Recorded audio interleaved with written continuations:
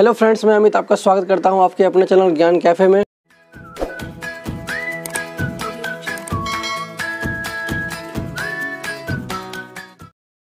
आज हम 11th class की पॉलिटिकल साइंस का 8वां जो चैप्टर है जिसका नाम है स्थानीय शासन, इसके बारे में पढ़ने वाले हैं। इस चैप्टर में हम जानेंगे कि स्थानीय शासन क्या होता है और स्थानीय शासन का हमारे समाज में क्या महत्व है और 73वें और 74वें संविधान संशोधन जो है इसके बारे में जानेंगे। स्थानीय शासन जो होता है एक गांव या जिला स्तर का शासन होता है जहाँ पर मतलब ग्राम पंचायत, ग्राम सभा आदि होती है, या फिर आप अगर आसान शब्दों में समझे तो ऐसा शासन जहाँ पर स्थानीय लोग भाग ले उसे स्थानीय शासन कहते हैं। हम एक कहानी के माध्यम से इस शासन की महत्ता को समझेंगे। मध्य प्रदेश का एक जिला है सीहोर और यहाँ की रहने वाली है गीता राठौड़। 1995 के अंदर ये एक आरक्षित सीट से ग्राम पंचायत में सरपंच बनी। उसके बाद से इनके अच्छे कर्मों का इनाम देते हुए यहाँ के गांव वालों ने इनको सन 2000 के अंदर दोबारा से सरपंच चुना, लेकिन यहाँ पर ये इस बार सामान्य सीट से उभरी। गीता एक गृहिणी हुआ करती थी, मतलब वो एक हाउस वाइफ हुआ करती थी, लेकिन किसी को पता नहीं था कि वो इस प्रकार से एक दूरदर्शी नेता के रूप में उभरेगी। गीता ने अपने गांव के अंदर गांव की सड़क बनवाई, तालाब को पक्का करवाया, स्कूल की इमारतों को ठीक करवाया, महिलाओं के प्रति हो रहे दुर्व्यवहार के प्रति भी उसने आवाज़ उठाई, पर्यावरण के प्रति जागरूकता फैलाई। तो उसने एक सरपंच के होते हुए इन सभी कार्यों को करवाया और स्थानीय शासन की महत्ता को इतना बल दिया। एक गांव और जिला स्तर के शासन को जैसे कि हमें पता है कि स्थानीय शासन कहा जाता है और स्थानीय शासन का सीधा संबंध वहाँ के रहने वाले लोगों के रोज़मर्रा की ज़िंदगी से जुड़ा हुआ होता है। मतलब कि यदि आप एक गांव में रहते हैं तो गांव में जो सरपंच होता है वो आपके सबसे नज़दीक होता है, यानी जो स्थानीय शासन जो होता है वो आपके सबसे नज़दीक होता है और आप अपनी रोज़मर्रा की समस्याओं को लेकर उसके पास जा सकते हैं। क्योंकि आपको पता है कि जो हमारी राज्य सरकार होती है, केंद्र सरकार होती है, वहाँ तक जाने में हमारा कॉस्ट भी लगता है। उसके अलावा वहाँ तक हमारी सही से बात पहुँच जाए, इस बात की भी थोड़ी गारंटी कम हो जाती है। और हमें कभी कभार, क्योंकि आपको पता है कि भारत एक निरक्षरता वाला देश है जहाँ पर अधिकतर जो लोग हैं वो लिटरेट नहीं है, मतलब वो पढ़े लिखे ज़्यादा अधिकतर नहीं है गांव के लोग। तो वो क्या करते हैं कि अपनी समस्याओं को, मतलब उनकी समस्याओं को सरकार सुलझा सके, इसलिए जो स्थानीय शासन का भी विकास किया गया है। इससे क्या होता है कि अपनी डेली लाइफ की जो प्रॉब्लम्स होती है उसको लेकर हम अपने स्थानीय जो भी निर्वाचित सदस्य होते हैं उनके पास हम जा सकते हैं। अब हम बात करेंगे भारत में स्थानीय शासन का विकास। ऐसा माना जाता है कि हमारे प्राचीन भारत के अंदर ग्राम सभाएं हुआ करती थी। वहाँ क्या होता था कि जो समाज के बड़े बुजुर्ग होते थे अथवा जो समाज के अच्छे, जिनके पास अच्छा वेल्थ हुआ करता था, अच्छा धन हुआ करता था, ऐसे लोग समाज के प्रधान के रूप में ग्राम सभा आयोजित किया करते थे। वहाँ पर गांव से जुड़ी समस्याएं जितनी भी होती थी वहाँ पर बैठकर सुलझा लिया जाता था और यही ग्राम सभा जो है धीरे धीरे ये ग्राम पंचायत के रूप में उभरने लगी। आधुनिक समय में यानी मॉडर्न टाइम में जो ग्राम पंचायत जो अस्तित्व में आई है वो 1882 में आई है। इस वक्त जो हमारे वायसराय थे वो लॉर्ड रिपन थे, यानी लॉर्ड रिपन के शासनकाल में इसको लाया गया था। एक निर्वाचित ग्राम पंचायत का मतलब क्या होता है?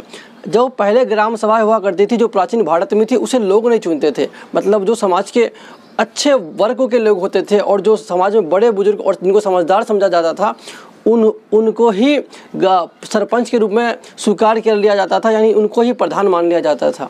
लेकिन 1882 के बाद ऐसा हुआ कि जो ग्राम पंचायत के सदस्य जो होंगे वो निर्वाचित होंगे, मतलब उनको जनता द्वारा चुना जाएगा और जनता ही अपना प्रधान चुनेगी। तो इसलिए मैंने यहाँ पर जो है निर्वाचित शब्द का इस्तेमाल किया। और उस वक्त आपको पता है कि जो हमारे वायसराय थे वो लॉर्ड रिपन थे। ये वायसराय क्या होता है, अगर आप ये सोच रहे हैं तो वायसराय जो है वो दो शब्द से मिलकर बना पड़ा है, वाइस और रॉय से। वाइस का मतलब होता है उप और रॉय मतलब होता है राजा। रॉय जो है एक फ्रेंच वर्ड है जिसका मतलब राजा होता है। तो ब्रिटिशों के बिहाफ पर जो हम पर शासन कर रहे थे वो लॉर्ड रिपन थे और उन्हीं के शासनकाल में इसको लाया गया था। उसके बाद से गवर्नमेंट ऑफ इंडिया एक्ट 1919 यानी गवर्नमेंट ऑफ इंडिया एक्ट 1919 में जब बना तो उस वक्त भी ग्राम पंचायत का अस्तित्व था। गवर्नमेंट ऑफ इंडिया एक्ट जो था वो भी ब्रिटिशों के पार्लियामेंट में बनाया गया था और इसमें यह कहा गया था कि जो भारत में जो शासन करने में वहाँ के स्थानीय लोगों की भी भूमिका थोड़ी सी तय हो। तो इसके अंदर भी ग्राम पंचायत का अस्तित्व था। उसके बाद से गवर्नमेंट ऑफ इंडिया एक्ट 1935 बना और यहाँ पर भी जो है वो ग्राम पंचायत का अस्तित्व की प्रवृत्ति जो है वो जारी रही। अब महात्मा गांधी ने इसके बारे में क्या कहा है, तो महात्मा गांधी ने कहा है कि एक लोकतंत्र की सच्ची स्थापना करने के लिए जहाँ पर लोग एकदम मिलजुल के और ठीक प्रकार से रह पाएँ, वहाँ पर ज़रूरी है कि आर्थिक और राजनीतिक सत्ता मतलब पावर होती है, सत्ता का विकेंद्रीकरण होना चाहिए।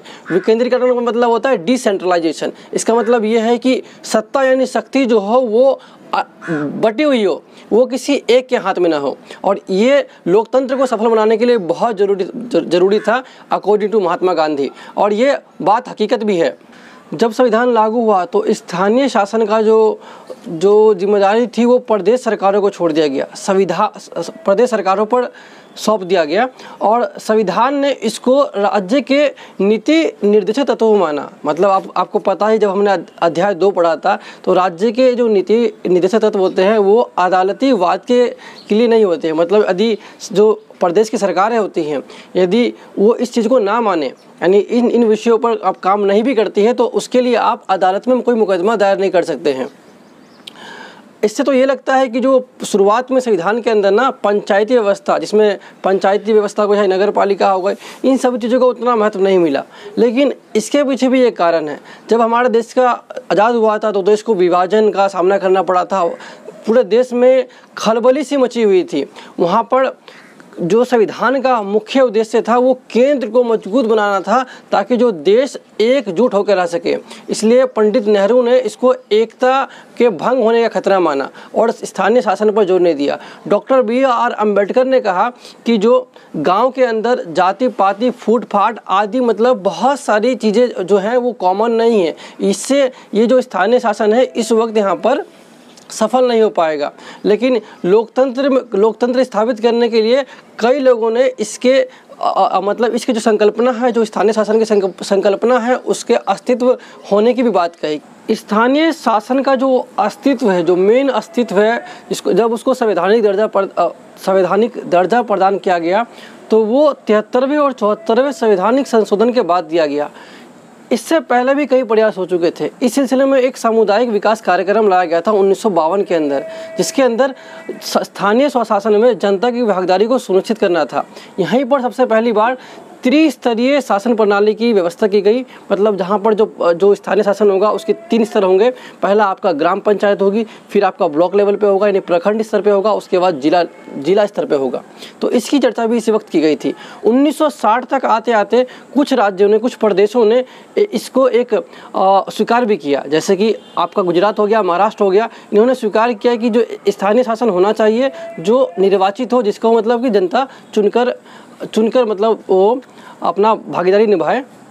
इसके बाद क्या हुआ कि कुछ प्रदेशों ने उस वक्त भी नहीं माना कि जो स्थानीय शासन की जो ज़रूरत है वो इलेक्टेड बॉडी के रूप में होनी चाहिए, एक निर्वाचित सदस्यों के रूप में होनी चाहिए। और धन, जो स्थानीय शासन जहाँ जहाँ बने भी वो वहाँ पर वो धन के लिए या फिर या तो वो धन के लिए राज्य सरकार पर निर्भर होते थे, या तो वो धन के लिए केंद्र सरकार पर निर्भर होते थे। उनके पास उतनी शक्तियाँ भी नहीं दी गई थी कि जो स्थानीय शासन है वो अपना स्थानीय विकास भी कर सके।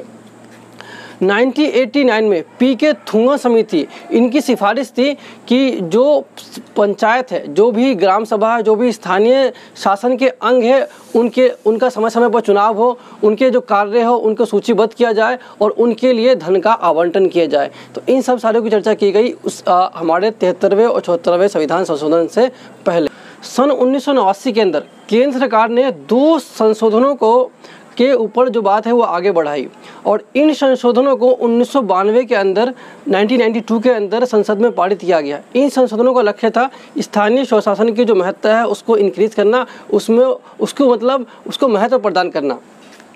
और जो 2 संशोधन थे वो संविधान के संशोधन 73वें और 74वें संशोधन थे। इनको 1993 के अंदर पारित किया गया, यानी 1993 में इसको संवैधानिक दर्जा प्रदान किया गया और ये वहाँ पर लागू किया गया। जो आपका 73वां संविधान संशोधन है, 73rd जो संविधान संशोधन है, वो गाँव से जुड़ा हुआ ग्राम पंचायत से जुड़ा हुआ संशोधन है। ये ग्रामीण इलाकों से जुड़ा हुआ संशोधन है, जिसमें से ग्राम पंचायत के 3 लेवल की चर्चा की गई, यानी ग्राम पंचायत जो है वो 3 स्तरीय होगी। सबसे पहले आपका आएगा ग्राम का पंचायत, यानी गांव का पंचायत होगा, जिसमें एक गांव या एक से अधिक गांव हो सकते हैं। और जो गांव के पंचायत में जो ग्राम सभा के सदस्य होंगे वो 18 वर्ष के ऊपर के जितने भी लोग, यानी जो वयस्क लोग होंगे वो ग्राम सभा के सदस्य होंगे। और उसके बाद आपका सेकंड लेवल पे आता है तालुका पंचायत या प्रखंड पंचायत, या बोल दें तो आपको इसको ब्लॉक जो लेवल पे होती है, ये आपका सेकंड लेवल पे आता है। कई जहाँ पर प्रदेश छोटे होते हैं वहाँ पर जो है वो जो बीच वाला आपका प्रोसेस है, यानी तालुका पंचायत, वो होता भी नहीं है जहाँ पर जो प्रदेश छोटा होता है। फिर आपका आता है जिला स्तर का पंचायत, और जिला स्तर का पंचायत सबसे ऊपर का पंचायत होता है। मतलब जो हमने चर्चा की त्रिस्तरीय जो ढांचा है उसमें सबसे ऊपर आपका आता है जिला पंचायत। अब हम बात करेंगे कि इनका चुनाव कैसे कैसे होता है। पंचायती राज संस्थाओं के जो चुनाव होते हैं वो प्रत्येक 5 साल में होते हैं, और इसका चुनाव सीधे जनता द्वारा किया जाता है। यदि किसी परिस्थिति में जो पंचायती सरकार है उनको, यदि पंचायती जो राज है या फिर किसी स्तर की जो संगठन, मतलब किसी स्तर का जो सरकार है आपका, जो पंचायती में, जैसे आपको पता है कि 3 स्तर की सरकार त्रिस्तरीय होती है, तो यदि किसी भी स्तर को 5 साल से पहले भंग किया जाता है तो उसके लिए अगले 6 महीने में नए चुनाव करवाने पड़ते हैं। और उसके बाद आपका आता है आरक्षण। आरक्षण के अंतर्गत महिलाओं को 1/3 सीट पंचायत, मतलब जिस भी स्तर पर जो है पंचायती बनावट, वहाँ पर प्रत्येक स्तर में महिलाओं को 1/3 सीट आवंटित की गई है, उनके लिए आरक्षित की गई है। और इसी के मामले में, आरक्षण के मामले में आपका अनुसूचित जनजाति यानी ST, अनुसूचित जाति यानी SC, इनके लिए भी आरक्षण की व्यवस्था की गई है। यदि किसी प्रदेश की सरकार को लगता है कि OBC जो होते हैं अदर बैकवर्ड कास्ट यानी अन्य पिछड़ा वर्ग, इनको भी आरक्षण देने की ज़रूरत है तो वो इनको भी आरक्षण दे सकती है, और कई राज्यों में ऐसा फिलहाल है भी। जो महिलाओं के लिए आरक्षण है वो केवल सामान्य सीटों पर ही नहीं है, यानी जो भी वो SC ST के लिए भी लागू होते हैं। जैसे यदि किसी निर्वाचन क्षेत्र में अगर 9 सीटें SC की हैं तो उसमें से उसका 1/3 भाग महिलाओं के लिए आरक्षित होगा, यानी अनुसूचित जाति और जनजातियों के अंदर भी महिलाओं को आरक्षण प्राप्त है। और ये आरक्षण केवल सदस्यता तक नहीं है, ये आरक्षण सरपंच के चुनाव तक भी है। मतलब कि सरपंच का जो पद है वहाँ पर भी आरक्षण दिया गया है, और तीनों स्तरों पर आप महिलाओं की भूमिका को दे सकते हैं, महिलाओं की संख्या को दे सकते हैं। हमारा जो अगला विषय है वो है विषयों का स्थानांतरण। मतलब पहले जो था आपको पता है कि 3 सूचियाँ होती थी, राज्य सूची, केंद्र सूची और समवर्ती सूची। तो राज्य सूची में से 29 विषयों को संविधान की 11वीं सूची में दर्ज कर लिया गया है 73वें संशोधन के अकॉर्डिंग। तो 11वीं यानी सूची के अंदर 29 विषयों को, ऐसे विषय को, मतलब 69 ऐसे विषय पहचाने गए, ऐसे 69 विषय को रेखांकित किया गया जिसको स्थानीय सरकार को सौंप दिए जाने थे। मतलब जो प्रदेश की सरकार है उस 29 विषयों में से जितने वो उचित समझती है वो उतना स्थानीय सरकार को सौंप सकती है। ये प्रदेश की सरकार यानी राज्य की सरकार पर निर्भर करता है कि वो अपनी स्थानीय सरकार को कितने विषय सौंपना चाहती हैं। और इन 29 विषयों में से आपके जो कुछ विषय हैं वो आपके स्क्रीन पर आ रहे होंगे, जिसमें आपको दिख रहा होगा कि जो लघु सिंचाई है, सड़क परिवहन है, पेयजल है और महिलाओं के प्रति जो दुर्व्यवहार है, इन सभी के बारे में आप पढ़ सकते हैं।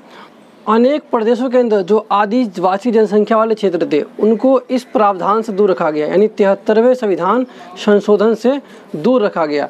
और इसके बाद इनको शामिल करने के लिए, मतलब जो पहले जो इनको दूर रखा गया था, मतलब कि उनको स्थानीय शासन नहीं दिया गया था आदिवासी समूह को, लेकिन 1996 के अंदर एक अधिनियम, एक एक्ट पारित किया गया और इनको भी स्थानीय शासन में जगह मिली, सदस्यता मिली, और ये अपना जंगल, जोहर, जो साझे संसाधन थे उन पर इनका अधिकार था, और ये अपने रीति रिवाजों को भी फॉलो कर सकते थे। अब हम बात करेंगे राज्य चुनाव आयुक्त की, यानी स्टेट इलेक्शन कमीशन। प्रदेश सरकार की यह जिम्मेदारी होती है कि वो एक स्टेट इलेक्शन कमीशन बनाए जो स्थानीय चुनाव कराने के लिए जिम्मेदार हो, जिसकी जिम्मेदारी मतलब पंचायती स्तर के सभी चुनाव कराने की होती है। और आपको पता होगा कि जो राज्य सरकार होता है और जो केंद्र सरकार होती है उसके लिए अलग से भारत निर्वाचन आयोग है, लेकिन यह जो भारत निर्वाचन आयोग है वो जो है वो स्थानीय स्तर की सरकारों का चुनाव नहीं करती है। तो इसीलिए जो प्रत्येक प्रदेश सरकार की जिम्मेदारी बन जाती है कि वो एक राज्य चुनाव आयुक्त नियुक्त करे जो कि स्थानीय सरकारों के चुनाव को ना प्रत्येक 5 वर्ष कराने के लिए जिम्मेदार हो। फिर आपका आता है राज्य वित्त आयोग। राज्य वित्त आयोग की जो जिम्मेदारी होती है, मतलब ये भी प्रदेश सरकार की जिम्मेदारी होती है कि वो हर 5 साल में एक राज्य वित्तीय आयोग की स्थापना करे, जिससे क्या हो कि जो स्थानीय सरकार हैं, स्थानीय सरकार को सही से धन मिले। मतलब उनको जो अपने गांव के अंदर या फिर जहां पर जिस भी स्तर की सरकार है, अपने स्तर पर जो भी विकास वो करना चाहते हैं, उन विकास के लिए उनको धन आवंटित हो और इसको सुनिश्चित किया जा सके। इसलिए जो है राज्य वित्तीय आयोग की स्थापना भी की गई है। जिस प्रकार जो 73वें संविधान संशोधन की जो संबंधित है वो गांव से है, उसी प्रकार से जो शहर के अंदर जो स्थानीय निकाय होती है, स्थानीय सरकार जो होती है, उनका संबंध 74वें संविधान संशोधन से है। इसी और पहले हम बात कर रहे हैं शहर की, तो शहर किसे कहा जाता है? अगर हम सिंपल आसान भाषा में कहें तो आपको लगेगा, जब भी मैं आपसे अगर पूछूंगा कि शहर क्या है, तो आप दिल्ली, कोलकाता, मुंबई ऐसे जगहों का नाम आपके दिमाग में आ रहा होगा। लेकिन शहर की परिभाषा क्या है, तो इसके लिए भी कुछ मापदंड है, कुछ पैरामीटर्स है जिनको जानना आपके लिए बहुत ज़रूरी है। मतलब कोई भी जगह उसको अगर हम शहर में रखते हैं तो उसके लिए क्या क्या पैरामीटर्स होने चाहिए, मतलब ऐसे क्या क्या मूलभूत इकाइयाँ होनी चाहिए उसके पास। तो सबसे पहले जो उसका आता है कि वहाँ कम से कम 5000 की जनसंख्या हो। और जो सेकंड थिंग आपका आता है कि वहाँ पर रहने वाले लोगों में से 75% यानी 75% जो लोग हैं वो खेतीबाड़ी में काम ना करते हों, खेतीबाड़ी के अलावा कोई दूसरा काम करते हो, यानी कृषि क्षेत्र से अलग काम करते हों। और 100 में से 75 मतलब आप मान के चल सकते हैं 75%, मतलब प्रत्येक 100 में से 75 पीपल जो है वो खेतीबाड़ी से अलग काम करते हो। इसके अलावा 1 वर्ग किलोमीटर के अंदर जो जनसंख्या का जो घनत्व है वो 400 हो, यानी 1 वर्ग किलोमीटर के अंदर जो डेंसिटी हो वो 400 होनी चाहिए लोगों की। और 2011 की जनगणना के अनुसार जो 31% जो क्षेत्र है वो शहरी स्थानीय निकायों के अंतर्गत आता है। शहर में जो स्थानीय निकाय होती है उसकी बनावट कैसी है, उसकी संरचना कैसी है, हम इसको जानेंगे। हमने गांव के बारे में पढ़ा, हमने ग्रामीण क्षेत्रों के बारे में पढ़ा कि वहाँ पर पहले आपका आता है कि ग्राम पंचायत, फिर प्रखंड के स्तर की पंचायत आती है, उसके बाद आपके जिला परिषद आती है यानी जिला पंचायत आती है। शहर के अंदर ये 3 बॉडी नहीं होती है, लेकिन ये 3 नाम अवश्य होते हैं। पहला आपका नगर पंचायत आता है, फिर आपकी नगर पालिका आती है, फिर आपकी नगर महापालिका आती है। नगर पंचायत, फिर आपका जो नगर पालिका, और उसके बाद जिसको हम म्यूनिसिपैलिटी कहते हैं, और जो है फिर आपका आता है नगर महापालिका जिसको बोलते हैं म्यूनिसिपल कॉरपोरेशन। तो यहाँ पर ये तीनों बॉडी जो है वो स्वतंत्र है, अपना अपना इनका अस्तित्व है। यहाँ जो तीनों है वो एक दूसरे से जुड़ी हुई हैं। नगर पंचायत जो होता है जहाँ पर जनसंख्या कम होती है वहाँ पर उसको फॉलो किया जाता है, और जो नगर पालिका होती है वो आप कह लें कि 10,000 से लगभग 30,000 के बीच में जब जनसंख्या होती है तो वहाँ पर नगर पालिका की स्थापना की जाती है। और जब जनसंख्या लगभग 1 मिलियन यानी मान लीजिए कि 10 लाख के आसपास की वहाँ पर आबादी होती है तो वहाँ पर नगर महापालिका की जो है व्यवस्था की गई है। अब हम बात करेंगे कि मतलब जो गांव की जो पंचायत है और जो स्थानीय पंचायत शहर के अंदर है, क्या दोनों में समानता क्या है? तो दोनों में लगभग एक प्रकार की समानता है आरक्षण को लेकर, आप कह लें तो उनके लिए वित्तीय आयोग को लेकर, उनको चुनाव को लेकर, इन सभी में लगभग दोनों में एक ही प्रकार की समरूपता पाई जाती है। 74वें संविधान संशोधन को जो हुआ है उसको 12वीं अनुसूची में रखा गया है, मतलब शहरी स्थानीय निकायों के पास जितने भी कार्यसूची है उनको 12वीं अनुसूची में रखा गया है। अब हम बात करेंगे कि जो स्थानीय स्तर की सरकारें होती हैं उनकी संख्या क्या है हमारे भारत के अंदर। तो आज जो ग्रामीण भारत के अंदर लगभग 600 जिला पंचायतें हैं, और उसके अलावा 6000 जो है आपके पास वो है मध्य स्तर की पंचायत है, जो मतलब कहते हैं जिसको प्रखंड स्तर पर यानी ब्लॉक लेवल की जो है। और जो उसके अलावा आपका 2,40,000 जो है वो ग्राम पंचायतों की संख्या है। शहरों के अंदर लगभग 100 के आसपास नगर निगम है यानी म्यूनिसिपल कॉरपोरेशन है, 1400 के आसपास नगर पालिकाएँ हैं, 2000 के आसपास की नगर पंचायत है।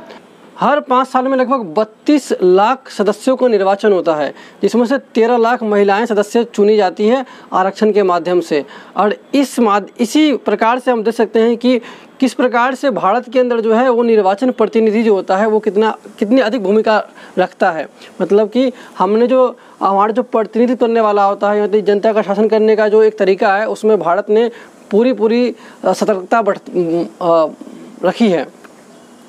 अब हम बात करेंगे कि महिलाओं का जो भी सीटें आरक्षित की गई है ना, वो वास्तविकता है या अथवा नहीं है। मतलब यह है कि पहले क्या होता था, जब शुरुआत में इसको लागू किया गया तो जो पुरुष समाज होते थे ना, वो बिहाइंड द सीन, मतलब घर की औरतों को तो सरपंच या फिर किसी अन्य पद पर जो नियुक्त करवा दिया करते थे आरक्षण के माध्यम से, लेकिन जो पीछे से वो खुद रूल करते थे। लेकिन धीरे धीरे इसमें कमी आती गई है। अब जो है महिलाओं की जो भूमिका है वो धीरे धीरे समाज में बढ़ती चली गई है। हमने जब चैप्टर की शुरुआत की थी तो गीता राठौर नामक एक महिला सरपंच थी, जिसके बारे में हमने आपको बताया था, और हमने देखा था किस प्रकार से उसने अपने गांव के विकास में इस प्रकार से भूमिका निभाई है। आज जो है कम से कम जिला पंचायतों में महिलाओं की संख्या 200 से अधिक है। और आप बात करेंगे जो प्रखंड लेवल की स्थानीय सरकार होती है, यानी जो आपका कह सकते हैं जो ब्लॉक स्तर पर पंचायत होती है, वहाँ पर जो महिलाओं की संख्या है वो 2000 से अधिक है। और जो आपकी सबसे नीचे वाली होती है, जिसको बोलते हैं हम ग्राम पंचायत, यहाँ पर जो महिलाओं की संख्या है वह 80,000 से भी अधिक है।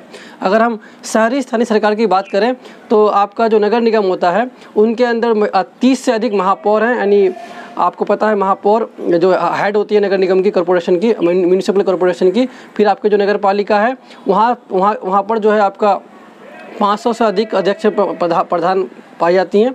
और आपका जो सबसे नीचे जो स्तर आता है जिसमें हम बोलते हैं नगर पंचायत, वहाँ पर इनकी जो संख्या है वो लगभग 650 से अधिक है। स्थानीय सरकार ने महिलाओं की जो भूमिका होती है उसकी बहुत वृद्धि कर दी है। महिलाओं का जो महत्व होता है, महिलाओं का जो समाज में वैल्यू होती है, उनका जो मान होता है वो बढ़ा दिया गया है। आपने देखा कि कई ऐसे समाज में फैसले लिए गए हैं जो महिलाओं की वजह से प्रभावित हुए हैं। यानी महिलाओं ने सामाजिक कल्याण में एक नई कड़ी को जोड़ दिया है।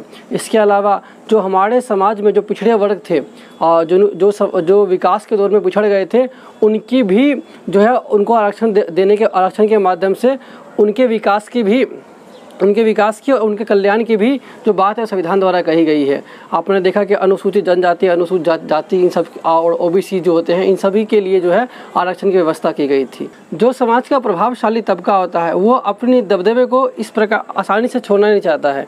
तो फिर सत्ता के लिए यानी पावर के लिए क्या होता है कि एक कमज़ोर समुदाय और फिर एक शक्तिशाली समुदाय के बीच क्या होता है, एक संघर्ष छिड़ जाता है। और इसी ये जो संघर्ष है ना, ये तो औपचारिक है, ये तो स्वाभाविक है, क्योंकि ये तो होना ही होगा। जब भी ऐसे परिवर्तन, जब भी समाज में किसी कमज़ोर समुदाय को अधिक महत्व देने का प्रयास किया गया या फिर उनको विकास में बराबर लाने का प्रयास किया गया है, तो ये जो संघर्ष होता है ये स्वाभाविक होता है। जिस सुंदरता से स्थानीय निकायों की जो बात की गई थी हमारे संविधान ने, कि आपको हमने अभी पढ़ा कि जो 29 विषय हैं उनको प्रदेश सरकार को सौंपा गया था कि वो स्थानीय सरकारों को हस्तांतरित करे, यानी उनको ट्रांसफ़र करे। लेकिन जितनी सुंदरता से इनको संविधान में रेखांकित किया गया, इनको लिखा गया, इनको बताया गया, इसका वर्णन किया गया है, उतनी सुंदरता से शायद इसको अपनाया नहीं गया। अनेक प्रदेश की सरकारों ने अधिकांश विषय यानी अधिकतर जो विषय थे ना, जो राज्य सूची में थे और उनको स्थानीय निकाय को ट्रांसफ़र करना था, उन्होंने ऐसा नहीं किया। इसके अलावा जो स्थानीय निकाय था उनको उस प्रकार से धन आवंटित नहीं किया गया जिससे वो अपना समुचित विकास कर सके, यानी अपना जो उचित है वो विकास कर सके। इसीलिए जो स्थानीय सरकार होती है वो अपने खर्चों के लिए केंद्र सरकार या राज्य सरकार पर निर्भर होती है। इनका जो खर्चा होता है वो अधिक होता है और जो इनको मतलब जितना धन मिलता है वो कम होता है। आप देखें तो जो राजस्व होती है, राज्य के राजस्व का जो 0.24% इनको मिलता है इनकम, और जब पूरे राज्य का जब खर्चा निकाला जाता है तो लगभग 4% जो खर्चा है वो इन निकायों द्वारा किया जाता है। तो आप देख सकते हैं किस प्रकार से इनको धन तो कम मिलता है लेकिन इनका एक्सपेंस ज़्यादा होता है, और इसी वजह से जो होता है ये अनुदान के लिए राज्य सरकार अथवा केंद्र सरकार पर जो होते हैं वो निर्भर हो जाते हैं। इस अध्याय में हमने पंचायती व्यवस्था क्या होती है और ग्रामीण इलाकों में इसको किस प्रकार से लागू किया जाता है, और जो शहरी व्यवस्था शहर के अंदर जो पंचायती व्यवस्था होती है उसको किस प्रकार से लागू किया जाता है, यानी स्थानीय निकाय यानी स्थानीय शासन का जो दो प्रकार की रूपरेखा थी, शहरी और ग्रामीण दोनों को जाना हमने।